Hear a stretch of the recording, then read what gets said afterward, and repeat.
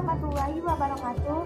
Hai semua, perkenalkan nama aku Tiara Ananda Yerin dengan NIM 061412826553, program studi pendidikan guru pendidikan anak usia dini Universitas Sriwijaya.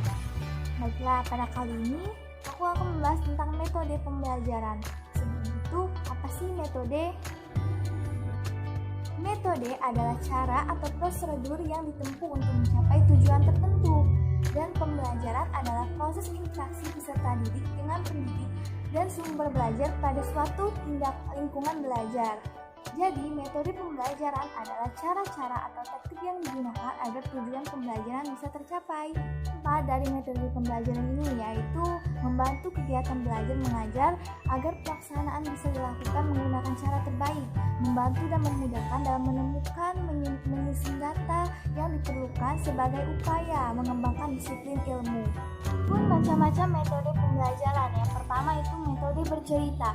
Metode bercerita adalah suatu kegiatan yang dilakukan seseorang untuk menyampaikan suatu pesan, informasi atau sebuah dongeng belaka yang bisa dilakukan secara lisan ataupun tertulis, yang bisa dilakukan dengan alat peraga atau tanpa alat peraga. Adapun tujuan dari metode bercerita ini adalah mengembangkan kemampuan berbahasa, diantaranya kemampuan menyimak atau listening, kemampuan berbicara atau speaking, serta menambah kosakata yang dimiliki. Kedua, mengembangkan kemampuan berpikir, karena dengan bercerita, anak akan fokus perhatian dan berfantasi mengenai jalan cerita serta mengembangkan kemampuan berpikir secara simbolik. Dan yang ketiga, bisa menanamkan pesan-pesan moral yang terkandung dalam setiap cerita. Yaitu ada metode bercakap-cakap atau tanya jawab. Metode ini adalah cara anak belajar melalui bercakap-cakap. Pengetahuan yang telah mereka dapatkan akan selalu diperkuat melalui bercakap-cakap. Pada saat bercakap-cakap, anak juga akan belajar bagaimana bahasa yang digunakan untuk menyampaikan pesan. Selanjutnya adalah metode pemberian tugas. Metode pemberian tugas merupakan tugas atau pekerjaan yang sengaja diberikan kepada anak yang harus dilaksanakan dengan baik dan dengan penuh tanggung jawab dan sampai tuntas. Adapun contoh kegiatan metode pemberian tugas yang dapat menstimulasi aspek-aspek berikut. 1. Pengembangan fisik seperti bowling, berjalan, bervariasi, berjalan, berlari, dan melempar.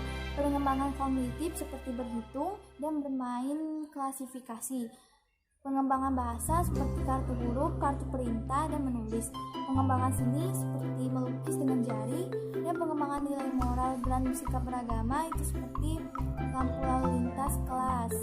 Atau mungkin pengembangan sosial emosional seperti menggambar peta. Yang selanjutnya metode eksperimen.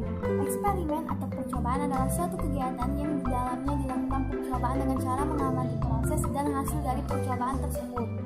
Adapun kelebihan dan kekurangan dari metode eksperimen ini.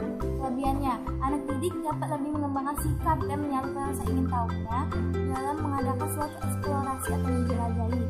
Melalui metode ini, anak akan terguna manusia yang dapat mengembangkan inovasi baru dengan penemuan hasil percobaan dan diharapkan dapat bermanfaat bagi kesejahteraan hidup manusia.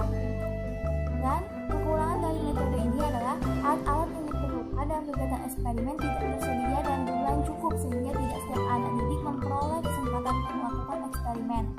Jika eksperimen memerlukan proses hasil dalam jangka waktu yang lama, proses eksperimen kadang berlangsung lama membuat anak harus menunggu. Hal ini menimbulkan kebosanan, bahkan dapat mengurangi rasa minat dari rasa ingin tahunya.